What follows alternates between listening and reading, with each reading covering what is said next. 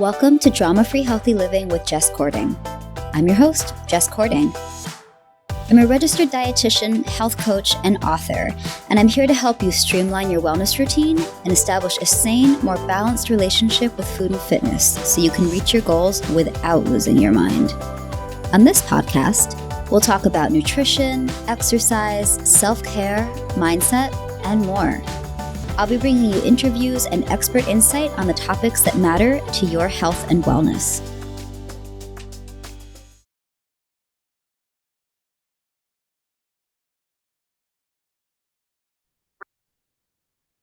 Hi, and welcome back to the Drama Free Healthy Living podcast. I'm your host, Jess Cording. So I'm coming to you today. It is a dreary day outside as I'm recording this. So maybe or maybe not, you can hear the rain outside. It's pretty intense, and birds yet are out in it. So if you hear some background noise today, that's what's up. And some episodes have better sound quality than others. So just, as a perfectionist, I'm always like, oh my gosh, I need to apologize for the sound. Thanks, Mom. Genetics are fun, or learned behaviors, we'll say. That perfectionism is alive and well today. But I wanted to talk about a topic that comes up all the time in my work as a dietitian and health coach. And honestly, there's a lot of crossover in here with my work as a Pilates instructor too, because, I'm always telling people to make sure you're getting enough protein. I have been telling my clients this for years and years and years. And it's really interesting to see the media cycles we go through. I think that right now, as I'm recording this, it's 2024, we're in a media cycle where people are talking about protein and people want to get enough protein. And that's really exciting to me as a healthcare provider, because I'm like, yes, I've been talking about this for ages. I want people to feel good and to see their results. And protein is really helpful for that. So it's great that it's socially acceptable to tell people to eat lots of protein. But we're going to talk today about some of the nuances there when I'm talking about high protein, getting enough protein, because it is really easy to get confused and overwhelmed. So, but today specifically, we're going to focus on some high protein breakfast ideas. So, okay, all meals are important. I strongly believe that. But I do think that breakfast, or your first meal of the day, whatever time it might be, it does sort of set the tone for the rest of your day, mentally and physically. So mentally, it's a lot about how are you starting your day nourishing yourself. But then on a more physiological level, when we're getting the right balance of protein, fat, and carbs, it can help stabilize our blood sugar, which is really important for making sure that we stay full for a while. It's a big one. But also it plays a role in our energy, our mood, our focus, our productivity, all that stuff. And it can also play a role in things like curbing cravings or mindless snacking tendencies. So it's definitely in your best interest to have a well-balanced meal as your first meal of the day. Whether that's right when you wake up, a few hours later. I get a lot of questions about intermittent fasting. We're not going to get into that today. But all of that said, even for someone who is practicing some kind of fasting, I still encourage breakfast. I am much more inclined to recommend limiting the late night eating and late night snacking and prioritizing a well-balanced, filling meal early in the day. So I am very pro breakfast. So generally speaking, so what should you have? What nutrient breakdown do you need? So big picture, you want protein, fat, and fiber. These are your BFFs for stabilizing blood sugar and setting you off on a good foot for the day. And I think that numbers can be helpful for a lot of people. I found it's funny, when I was a new dietitian, and I think in my heart, I always tend this way, where I like to be more general, leave room for people to feel it out and see what works. But I also have come to understand that people want numbers, or they want really specific direction. So if that's you, I just tend to recommend 20 to 30 grams of protein, or really more like aiming for around 30, with 20 to 35 being kind of a ballpark, depending on your unique needs. We all have different body sizes, different levels of activity can influence our needs. What we might have going on medically. So those are all things to keep in mind. But as a ballpark, that I do tend to recommend that, like aiming for around 30 grams. If that sounds like insane, start with 15 to 20 and work your way there. It does not have to be an overnight thing. If right now you're having like a piece of dry toast for breakfast and you're suddenly like, wait, I have to eat 30 grams of protein. What? Yeah, we don't have to start there. But I wanted to share some ideas for what that might look like. So a few of my favorite. So let's get really clear first on what foods provide protein. So, you're looking at, breakfast foods, a lot of people are going to be familiar with eggs. And then, of course, these are not breakfast specific, but, like meat, poultry, fish, dairy products. And then there are plant-based products, such as different nuts and seeds have a little protein, tofu, tempeh, edamame, which are technically legumes. Or legume-based products, like those are great sources of protein. A lot of people are scared of soy, but when we look at data on whole soy and certain disease risks, so like breast cancer or heart disease, these forms of soy have actually been shown to be protective when consumed as a part of the regular diet. So you don't have to be afraid of eating tofu if it's something you love, especially if breast cancer is something that's on your radar. It's just something that comes up a lot in my world. So I always like to add that you don't have to be afraid of these foods. If you have an allergy or a condition where soy is contraindicated, totally different ballpark. I fully respect that. But it's just something a lot of people don't seem to be aware of. So I always like to share that. Other ways to get protein. I mentioned dairy. So when we're looking at dairy products, there's a pretty big variety of, which things have more or less protein. This will not surprise you to hear me say this because I think I'm always posting about it on social media and in my Substack. But I'm a big fan of Greek yogurt, especially the plain, just because, you're not getting any of the like fuckery, like the, artificial flavorings and colors and additives. But generally speaking, Greek yogurt is an awesome protein source because it's strained. And then additionally, you're looking at some different uh, other dairy products. So like cottage cheese. I get a lot of questions about that one. And yeah, you can totally eat cottage cheese. That is a great source of protein.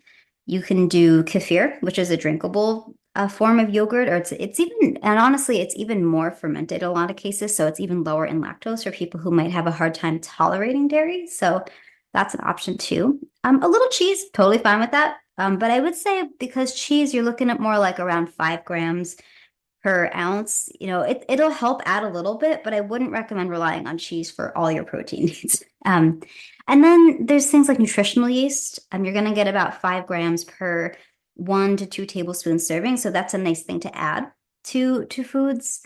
If I didn't mention them already, beans, peas, lentils, awesome plant-based sources.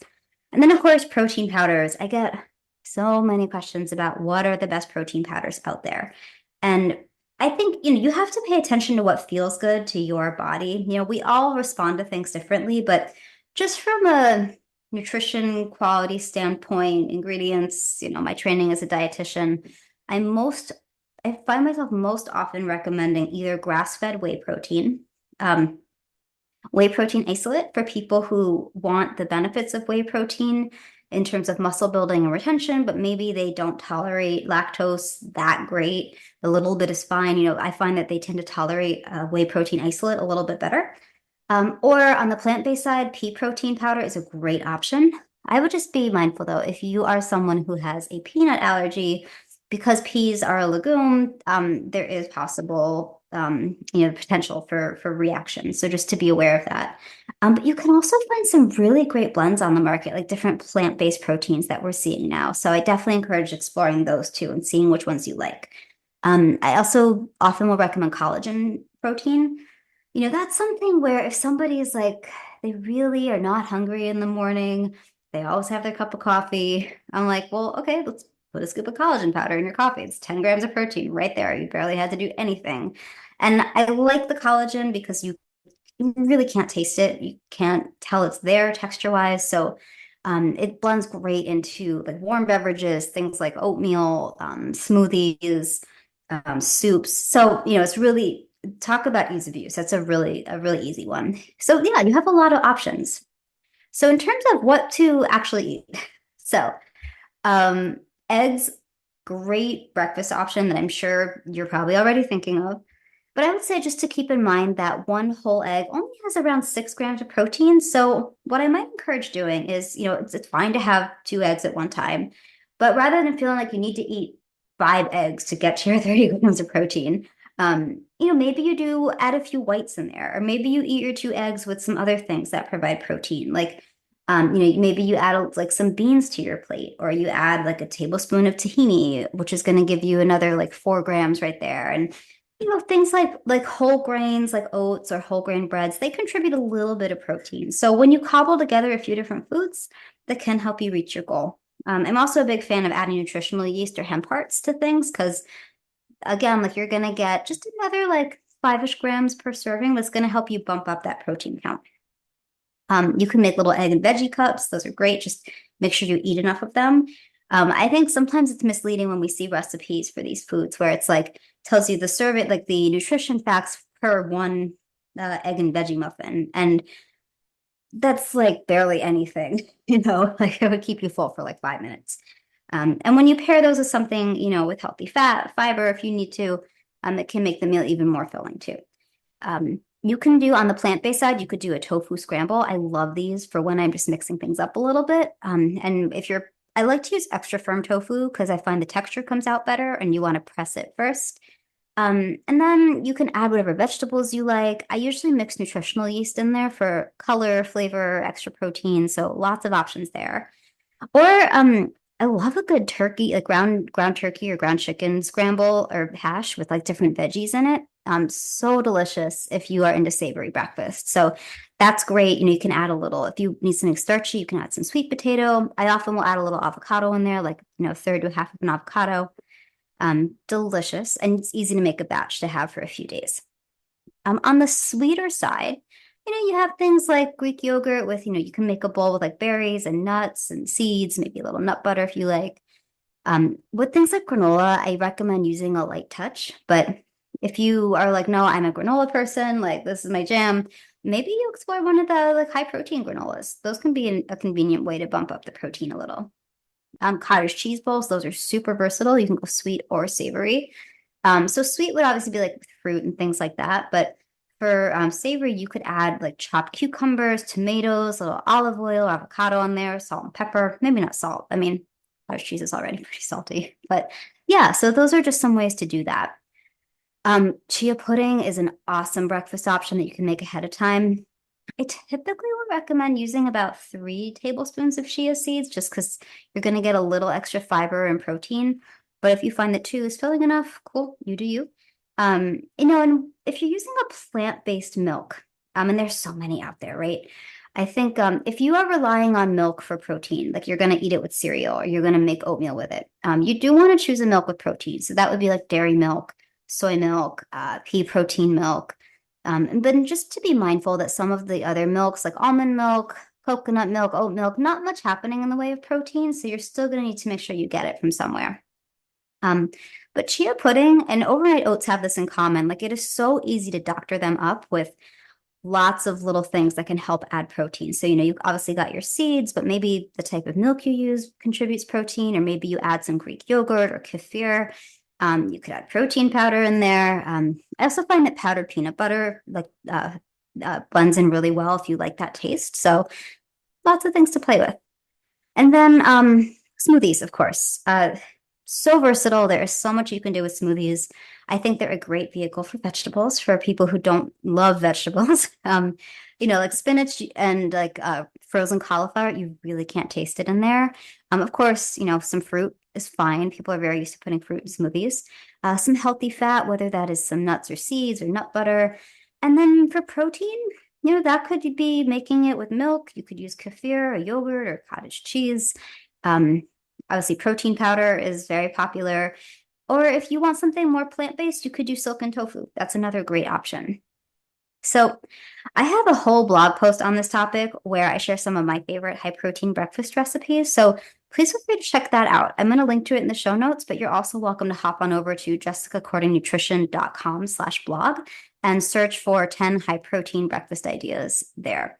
So I hope that you found this episode useful, and I would love to hear what you are planning to try of these high protein breakfast options. So shoot me a DM on Instagram at Jess Cording, or you can, you like what you hear, please consider leaving a 5-star review on Apple Podcasts. They do matter and help me continue to bring you nutrition and wellness content. All right, guys, have a great one. We'll talk soon.